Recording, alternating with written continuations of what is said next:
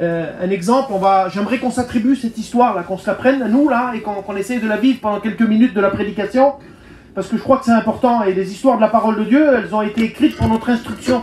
Elles ont été, elles ont été vécues pour que nous, on en tire une leçon, si vous voulez.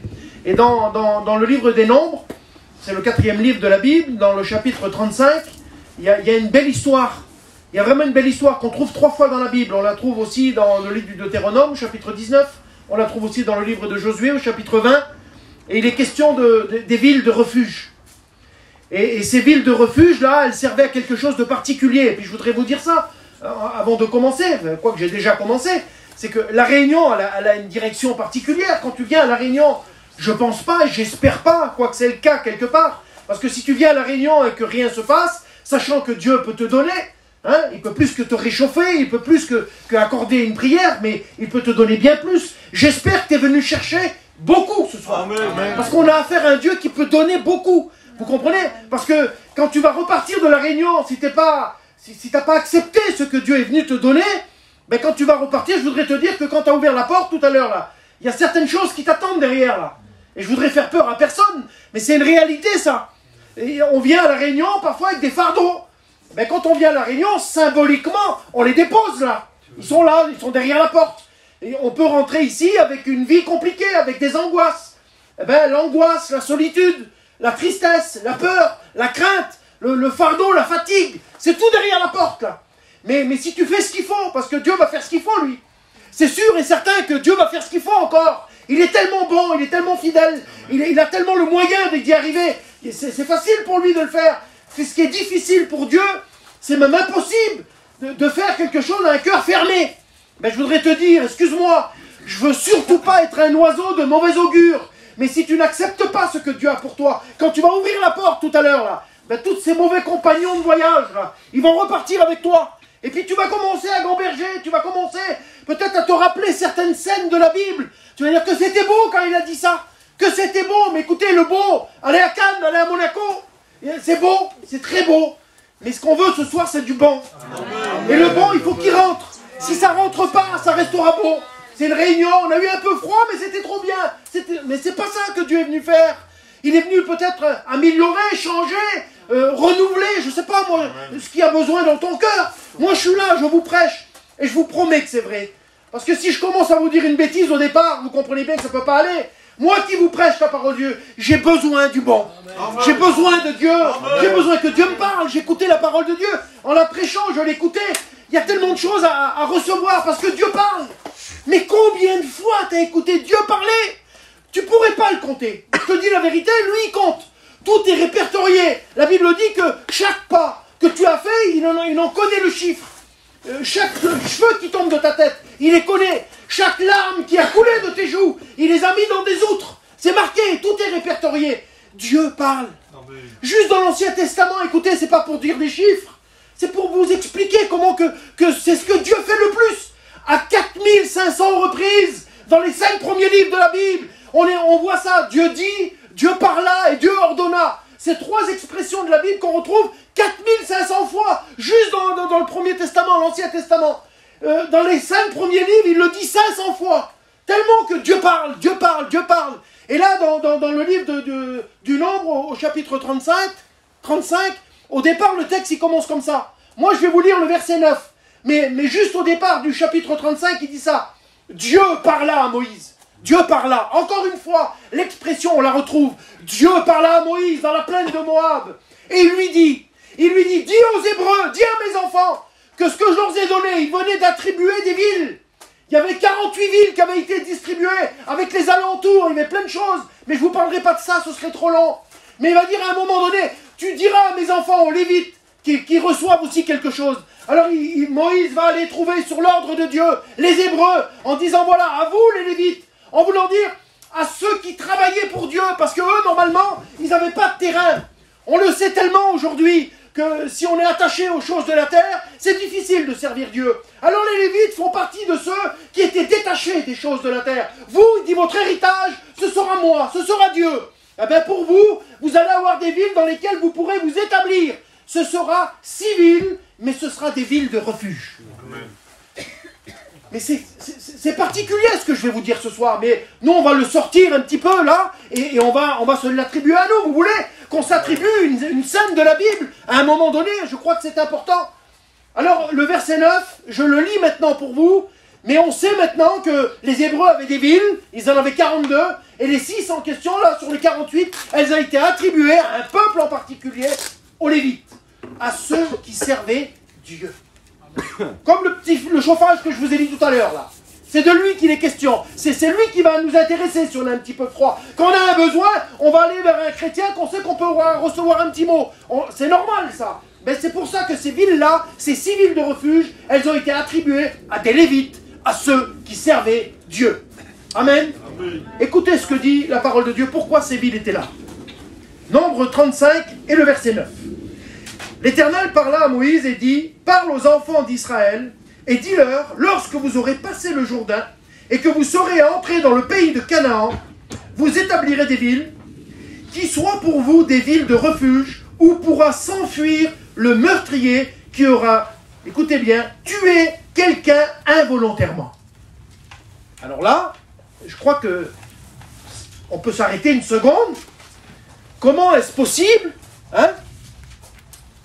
Si on reprend un petit peu, si on lit les 3 livres qui en parlent de cette histoire, on a un petit peu plus de lumière. Quelqu'un qui aura tué quelqu'un, donné la mort involontairement. D'accord? Sans qu'au préalable, il ait été son ennemi. Donc, en voulant dire, c'est pas comme si qu'il lui en voulait. Parce que, même si tu dis, j'ai pas fait exprès, oui, mais on sait qu'ils avaient des histoires ensemble, on peut éventuellement pas le croire. Mais si c'était pas des ennemis, mais qu'il a donné la mort sans le vouloir, il y a même des... Dans l'histoire, il y a même des exemples qui nous sont donnés, notamment dans le livre de Josué ou de Deutéronome, mais on n'en parlera pas ce soir. Mais ça m'a fait penser à quelque chose, moi. Qui est-ce qui pourrait se donner la mort sans le vouloir, et tout en n'étant pas son ennemi? Mais moi j'ai envie de vous dire, c'est nous. Parce que quand je refuse ce que Dieu a pour moi, sachant que lui c'est la vie, ben quelque part je suis en train de me tuer à moi, et pourtant je ne suis pas mon ennemi. Vous comprenez l'idée, la pensée où je veux en venir? Ben, il y avait quelque chose de merveilleux dans ces villes de refuge-là. Parce que si vous voulez, quand quelqu'un avait vécu ça, quand eux, ils avaient donné la mort à quelqu'un involontairement, alors il y avait quelqu'un qui en voulait à sa vie. On l'appelait le vengeur de sang. Et si vous voulez, le vengeur de sang, là, lui, il savait que sa vie était en danger. Alors il se réfugiait, il courait, et quand il arrivait dans l'une de ces 6 villes, il pouvait se réfugier pendant un laps de temps, on va le voir ensemble. Et à partir de là, sa vie est épargnée à une condition. Je continue la lecture. Oui. Donc, il dit, quand vous aurez passé le Jourdain et que vous serez entrés dans le pays de Canaan, vous établirez des villes, qu'ils soient pour vous des villes de refuge, et pourra s'enfuir le meurtrier qui aura tué quelqu'un involontairement. Verset 12. Ces villes vous serviront de refuge contre le vengeur de sang, afin que le meurtrier ne soit pas mis à mort avant d'avoir comparu devant l'assemblée pour être jugé. Verset 13, des villes, il dit que vous donnerez, 6 seront pour vous des villes de refuge, vous donnerez 3 villes au-delà du Jourdain, et vous donnerez 3 villes dans le pays de Canaan, ce seront des villes de refuge. Ces 6 villes serviront de refuge, écoutez bien, aux enfants d'Israël, à l'étranger, et à celui qui est au milieu de vous. Là pourra s'enfuir tout homme qui aura tué quelqu'un involontairement. Ces villes-là, elles étaient placées là comme un refuge, on vient de le voir ensemble. Celui qui avait tué quelqu'un involontairement, il pouvait aller s'y réfugier. Et quand il arrivait dans cette ville-là, pendant un laps de temps, d'accord, il était épargné. Je voudrais vous dire, c'est pour ça que j'ai fait cette introduction tout à l'heure, c'est que quand vous venez ici, vous avez une vie dehors. Vous comprenez? Si elle n'est pas cette vie-là en règle avec la parole de Dieu, quand vous venez ici, ça devient, on va le voir ensemble, un refuge dans lequel on peut se réfugier. D'accord?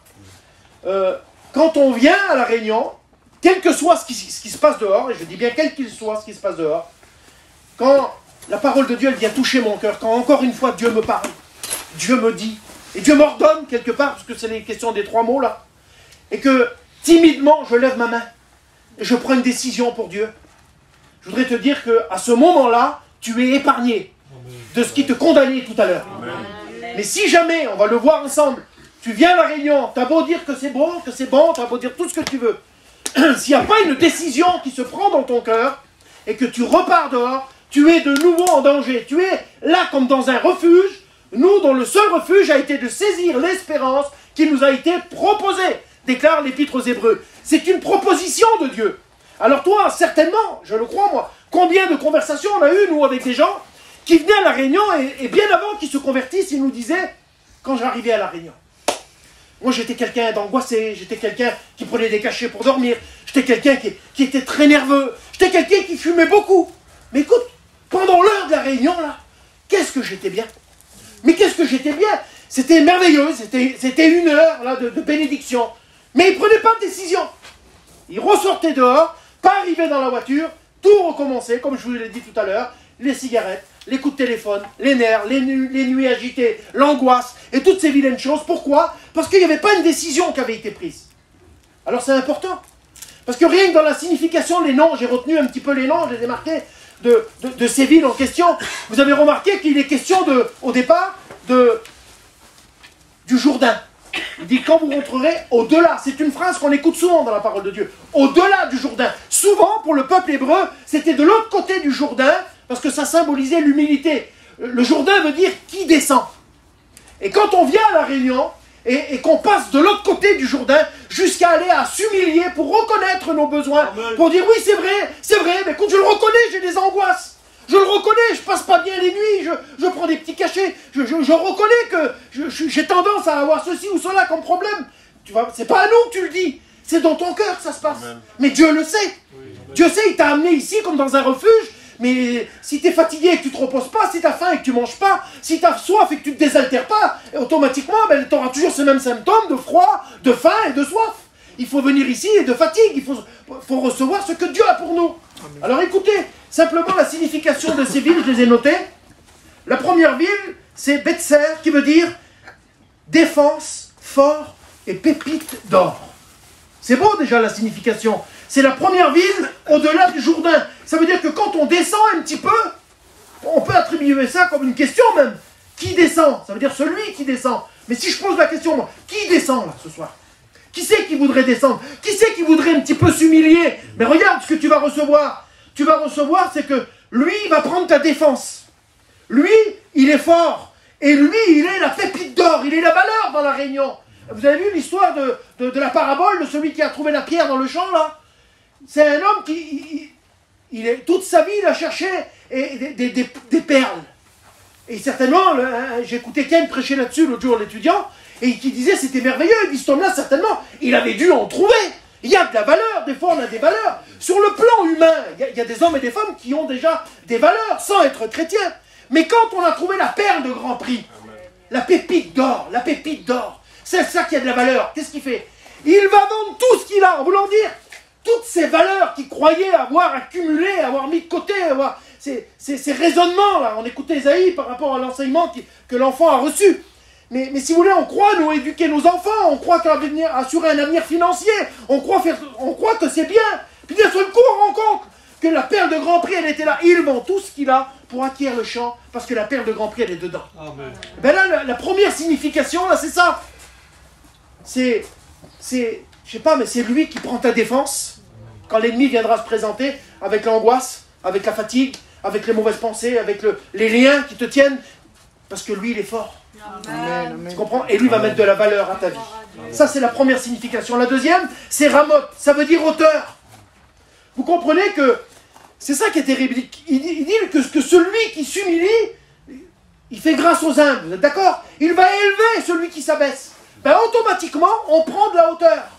On prend de la hauteur dans le sens spirituel. Ça veut dire quoi? Que simplement, on va s'éloigner des choses de la terre. Et c'est tellement difficile pour nous. Mais ça, il n'y a que lui qui est capable de nous le faire ce soir, de nous aider à nous éloigner de la terre, à nous faire prendre un peu de la hauteur. Et la troisième signification, c'est Golan. Ça veut dire passage, exode. C'est pas n'importe quel passage. Le mot là de la ville de Golan, il aurait pu dire simplement passage. Bon, ben nous, on va dire, voilà, celui qui lève sa main, il est passé de la mort à la vie, des ténèbres à la lumière, c'est vrai. Mais là, il explique bien, c'est dans la signification de la ville de Golan, c'est passage, mais pas n'importe lequel. Exode. Exode, on sait ce que ça signifie, nous. C'est la délivrance du peuple hébreu qui sont partis de l'Égypte et qui ont été délivrés en direction de où? De Canaan. Et c'est pour ça que le prochain pays, après il dit vous allez rentrer dans le pays de Canaan. C'est les 3 prochaines villes. Elles n'étaient pas placées n'importe où les villes. Il y avait d'abord l'humilité, d'accord? Mais après c'est Canaan, c'est le miracle. C'est là où les enfants de Dieu avaient rendez-vous, le pays où coule le lait et le miel. Il y a tout plein aussi de choses à en ressortir. C'est un trésor de bénédiction tellement c'est riche. L'Exode, c'est la Pâque, symbolisant la mort, la résurrection de Jésus. C'est la protection avec le sang sur le linteau des portes. Ça, vraiment, il y a beaucoup de choses. Mais nous qui sommes chrétiens aujourd'hui, les frères et sœurs, dites-moi la vérité. Le jour où nous nous sommes humiliés, est-ce qu'on n'a pas vécu ça? Est-ce qu'il n'est pas venu nous défendre? Est-ce qu'il n'a pas été fort quand nous on était faibles? Est-ce qu'il n'a pas mis de la richesse dans nos vies? Est-ce qu'il ne nous a pas fait prendre de la hauteur? Est-ce qu'il ne nous a fait pas passer de l'autre côté? Vous avez vu dans l'évangile de Jean, quand il dit je suis la porte. À un moment donné, on pourrait, si on passe vite, bon, il est la porte, on le sait. Et il est le chemin aussi, il est la vérité, il est la vie. Il y a plein de choses comme ça sur Jésus. Mais à un moment donné, il dit celui qui entrera, il trouvera la vie. Amen. C'est ce que nous avons fait. Mais il dit, il entrera et il sortira. Ça veut dire que nous, on vient à la réunion en disant, Seigneur, je veux m'en sortir. Je veux m'en sortir. Oui, d'abord, il faut rentrer. Amen. Si tu ne rentres pas, tu t'en sortiras pas. Tu es rentré tout à l'heure, mais comment tu vas ressortir? Amen. Vous comprenez le passage, là, de l'Exode? C'est le passage de la bénédiction, de l'ancienne captivité à la liberté. C'est pas un passage qui a été mis comme ça au hasard et qui nous enclenche directement sur les 3 prochaines villes de Canaan. Écoutez bien ce que veut dire Canaan. Ça veut dire marchand, serviteur et terre basse. Seigneur, je n'avais jamais fait attention à ça. Parce que comment ils sont arrivés? Comment les quelques-uns qui sont arrivés à Canaan? Comment on va y aller? Comment en marchant? Vous savez que dans la Bible, écoutez bien ce que je vous dis, le salut est attribué à la marche. C'est pour ça qu'il dit on y arrivera en marchant, et je vous le prouve par la Bible. Et on devient au service du Seigneur, des serviteurs, mais aussi on découvre quelque chose, finalement, que la terre, elle doit être basse. Parce que normalement, la terre, c'est ce qui est le plus éloigné du ciel, vous êtes d'accord? Mais quand j'ai pris de la hauteur, automatiquement, regardez comment ça se suit, la terre, elle est basse. C'est loin, vous comprenez? C'est quelque chose qui doit être loin de nous, les valeurs de la terre, parce qu'il n'y en a pas, en vérité. Je vous dis que je vous prouve que la marche, elle est attribuée au salut. Dans l'évangile de Marc, au chapitre 2, verset 4, quand Jésus est dans la maison, là, vous avez vu qu'ils ont découvert le toit et qu'ils en ont mis un homme au pied de Jésus. Et que Jésus lui dit, devant tout le monde, tes péchés sont pardonnés. Donc, à partir de là, est-ce qu'on est d'accord pour dire que cet homme-là est sauvé? On ne se trompe pas en disant ça, hein. C'est pas le pasteur qui l'a dit, c'est Jésus. Mais tout le monde dans leur pensée disent, mais comment il blasphème? Qui peut pardonner les péchés? Alors il dit, pourquoi avez-vous de telles pensées? Afin que vous sachiez que le Fils de l'homme, il a sur la terre le pouvoir de pardonner les péchés. Je vous le prouve que c'est un chrétien. Lève-toi et marche. Amen. Et la marche, elle est associée au salut. Quelqu'un de sauvé, il marche pour Dieu. Vous comprenez? Enoch ne fut plus parce que Dieu le prie. Ah, qu'est-ce qu'il a fait de terrible? Parce qu'il marchait avec Dieu. C'est marqué. Donc c'est tout simple ce que je suis en train de vous dire. Mais on sait que la marche, elle est attribuée aussi au salut. C'est pas tout le monde qui marche avec Dieu. Tout le monde marche. Mais avec Dieu, c'est une autre histoire. C'est pour ça que je vous dis ça en passant. Écoutez bien ce que dit la première ville, donc de la ville de Canaan. C'est Kedesh, qui veut dire sanctuaire saint. Amen. Il nous a fait entrer dans le sanctuaire. Avant d'avoir vécu ce miracle, Canaan, on l'attribue aussi au premier miracle de Jésus dans le foyer. Des fois c'est dur, c'est impossible, on n'y arrivera pas. Puis des fois on se dit, ouais mais moi je vois bien que les méchants, là, ils y arrivent aussi bien que les chrétiens. Et puis ça dans mon cœur c'est compliqué. C'est Hazard qui en a fait les frais. À quel moment ça a marché pour lui? À quel moment? Jusqu'à ce que j'ai pénétré dans le sanctuaire de Dieu. Quand on rentre dans la présence de Dieu. Vous comprenez ça? C'est pas une vie triste, c'est pas une vie monotone, c'est pas une vie de loin, c'est pas une vie... Vous comprenez ça, ce que je veux vous dire? C'est quand il a pénétré dans le sanctuaire de Dieu, tout est devenu possible. Parce qu'il a compris que la finalité de cela, du miracle de Dieu, c'est qu'il allait nous amener jusqu'au ciel. La finalité de quand ils sont partis de l'Égypte, c'était de rentrer à Canaan. Même s'il y a eu des vents contraires, même s'il y a eu des problèmes, même s'il y a eu des témoignages compliqués, par rapport à ceux qui étaient rentrés dans la ville, certains avaient ramené une grappe de raisin énorme, et d'autres n'ont vu que des géants. Qu'est-ce que tu y vois dans l'évangile? Des interdictions. Il y en a qui voient que des sens interdits à la Réunion. Il n'aurait plus le droit de faire ceci, plus le droit de faire cela. Et comment je vais faire pour ci, pour cela, pour les enfants, pour mon travail. Et puis j'ai déjà une religion. Et puis, mets ce que tu veux, mais en vérité, fais ton expérience ce soir. Amen. Il faudra que tu mettes les choses dans l'ordre. Il y a une ville de refuge qui est là. Écoutez bien ce que dit la parole de Dieu. La deuxième ville, c'est Sichem. Et qui veut dire épaule de la colline. Quand on parle de plus important pour nous, la plus belle des collines, la plus importante, c'est le mont Golgotha. Sur cette colline-là, où la croix a été dressée, où Jésus, à quel moment ça s'est fait pour nous? Il est écrit dans Ésaïe 22 et au verset 22. Je mettrai sur ses épaules la clé du royaume de David, c'est la croix. Ce qui nous intéresse sur cette colline-là, c'est qu'elle a été portée sur ses épaules. Vous comprenez ça? Et bien là, ça a encore une signification. Vous comprenez? Quand on rentre dans le miracle, c'est Canaan. La deuxième ville, c'est Sichem. Et la troisième ville, c'est ça. Elle s'appelle Kirjat, qui veut dire ville des 4 géants. C'est incroyable ça quand même. Ou Hébron. Après, elle s'est appelée Hébron. C'est une autre histoire. Mais là, à ce moment-là, c'est ville des 4 géants. Alors, j'ai fait... Tout à l'heure, je regardais ça. Canaan, c'est la ville où coule le lait et le miel. Et qu'est-ce que c'est qui a découragé ceux qui sont rentrés dans la ville? Je viens de vous le dire. C'est des géants.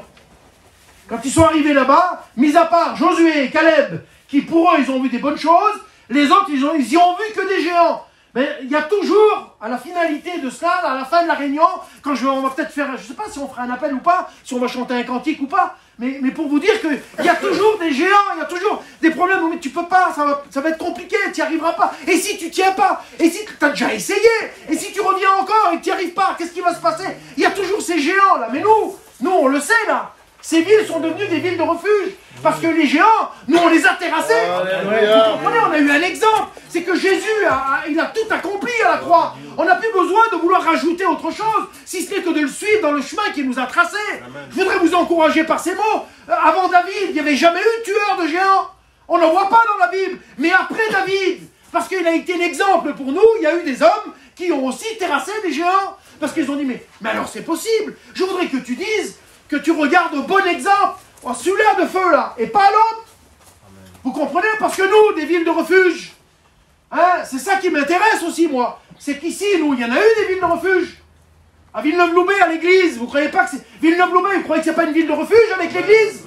Mais combien d'hommes sont sortis de cette église? Combien de chrétiens? Combien de foyers bénis? Combien de gens sont venus et se sont humiliés et qui sont rentrés dans le miracle? C'est une ville de refuge. Mais Dieu ne s'est pas arrêté là, alors on pourrait en citer plein. Je ne vais pas en citer 50. Mais de cette église-là, il y a des réunions à Antibes. Antibes, c'est une ville de refuge, Antibes. Vous comprenez? Malgré les vents contraires, malgré les difficultés, malgré ceux qu'on dit non, malgré ceux qu'on dit on n'est pas d'accord, mais c'est quand même une ville de refuge. Et aujourd'hui, si on réfléchit un instant, combien de jeunes serviteurs sont sortis d'Antibes, là? Tous les jeunes que vous voyez à l'église, qui mettent le feu dans nos réunions, tous les garçons qui sont vaillants. Vous comprenez? Malco, Hadji, Mélan Lévis, tous les garçons, là, puis il y avait des anciens avant eux qui étaient de là-bas. Mais pour vous imaginer un petit peu, et à Biot, c'est aussi une ville de refuge. C'est la ville de refuge, Biot. Et on sait qu'on a d'autres frères là-bas, Thierry, il est de là-bas. Tous les terrains là qui sont au golf. Combien de réunions dans les petits foyers, dans les chalets. À chaque fois, ça devient une ville de refuge. Amen. Vous comprenez ça? Ben ça, on pourrait dire que c'est... Voilà, c'est ce que je viens de vous dire, là. C'est le Jourdain. Mais après, les 3 autres villes... Ben, on pourrait parler de nous ce soir, à Cagnes-sur-Mer. Cagnes-sur-Mer, vous croyez que le Caraïbe, c'est pas une ville de refuge? Pourtant, on le sait. Tout ce qui s'est passé ici, on va pas se voiler la face. On sait, nous, ce qui se passe. On sait que c'est dur. Mais il s'est passé plein de choses ici, là. On pourrait se rappeler, je sais pas moi, les guérisons du départ. Puis l'Ampon, le réveil qui s'est passé par la guérison de Sarah. Toutes ces choses, vous ne les avez pas vécues, vous? Non, on les a vécues avec vous, nous. On les a vécues avec vous. C'était devenu une ville de refuge. Et tout le monde venait se réfugier. Pourquoi? Parce que Dieu avait guéri. Vous comprenez ça? Combien de serviteurs sont sortis d'ici? Les Coucou, les Ray, les Jérôme, hein? Les Félino, les John, les Paco, maintenant. Tous ces frères-là sont sortis des villes de refuge. Malgré tous les mauvais exemples qu'il y a à côté, des choses, comme dans toutes les villes. Parce qu'il y avait une condition à remplir. Vous comprenez ça? Quand je dis remplir, regardez le jeu de mots, elle est pas mal, elle est vide, il faut la remplir. Dès qu'elle est remplie, ça marche. Dès qu'on est rempli, ça marche. Dès qu'on veut faire comme nous on veut, qu'on ne veut pas s'éloigner de la terre, qu'on ne veut pas prendre de hauteur, qu'on ne veut pas faire ce que Dieu nous dit, qu'on ne veut pas sa force, mais qu'on compte sur les nôtres. Mais ça ne marche pas, la pépite d'or, elle se transforme en boue. C'est de la terre, nous on ne vaut rien, mais lui il est tout. Et nous on est là, qu'est-ce que... Alors je ne sais pas ce que vous attendez, mais vous comprenez ce que je veux vous dire. Saint-Laurent, j'ai marqué Saint-Laurent, c'est aussi une ville de refuge. Vous croyez que c'est pas dur Saint-Laurent? La Baronne, combien d'années, Julot? Combien de réunions? Mais aujourd'hui, il y a le petit foyer, il y a un petit noyau, il y a Garçon. Moi, le Brandon, il est parti tout l'été avec moi en mission. C'est dur, beaucoup de combats dans le foyer, mais il est là, il est debout, il est avec nous. Vous comprenez ça? C'est tout des villes de refuge. Mais à un moment donné, tous ceux qui ont accepté là, on pourrait en parler pendant des heures, tout ce qui s'est passé dans les 6 villes que je viens de vous citer, c'est des villes qui sont là autour de nous. C'est devenu des villes de refuge. À qui il les a confiées? Dieu, à qui t'a confié ces villes? C'est qui dirige ici? C'est des Lévites. C'est des hommes qui servent Dieu. C'est pas autre chose. Des hommes qui sont détachés de la terre. Des hommes qui sont détachés, désintéressés. Des hommes qui sont capables de livrer leur vie pour faire la volonté de Dieu. Eh ben on compte sur... C'est Dieu qui compte sur les Lévites. Sur ceux qui vont travailler pour Dieu. Vous comprenez ça? Et c'est important ce que je suis en train de vous dire, Seigneur. C'est tellement important. Jésus revient, il est à la porte. Et puis tout le monde le sent, tout le monde le sait. Et puis tout le monde reste comme ça. Il n'y a rien qui se passe. Je ne sais pas ce qu'il faudrait faire. Moi, je n'ai pas la solution. Mais je sais une chose. Je sais ce que dit la parole de Dieu. Amen. Et la parole de Dieu, elle nous dit quelque chose. C'est que les hommes qui franchissaient la porte de la ville, ça y est, je suis sorti d'affaire. Écoutez, je vous dis quelque chose. Je vous ai dit qu'il y avait 3 livres qui parlaient de cette histoire, vous pourrez le relire. Si vous lisez par exemple dans le Deutéronome au chapitre 19, si vous lisez le verset 11, à un moment donné, il est écrit que si cet homme qui avait donné la mort, mais volontairement, qu'il avait fait quelque chose, mais volontairement, qui rentrait dans la ville, il disait... Je suis dans la ville de refuge, je risque plus rien. Attends. Si tu veux pas t'en sortir, si c'est volontaire que tu veux pas, même les serviteurs de Dieu ils peuvent rien, même les Lévites ils peuvent rien. Parce qu'il était livré entre les mains du vengeur de sang. Parce que là il pouvait rien. Parce que c'était volontaire. Par contre, la condition à remplir pour que ça marche, celui qui avait donné la mort involontairement. Comprends bien que si je te dis que tu es en train de perdre ta vie, spirituellement, tu vas avoir du mal à le croire. Parce que tu vas penser que demain, ou la semaine prochaine, ou dans un mois, ou je sais pas, la date que tu vas mettre. Mais le temps, tu ne l'as plus, c'est trop long.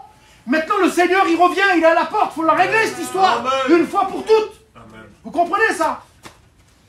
Il fallait qu'une fois qu'il avait atteint la ville, une fois qu'il était là, pendant un laps de temps, je vous ai dit, il était dans le refuge, il risquait plus rien. Mais il fallait qu'il attende quelque chose.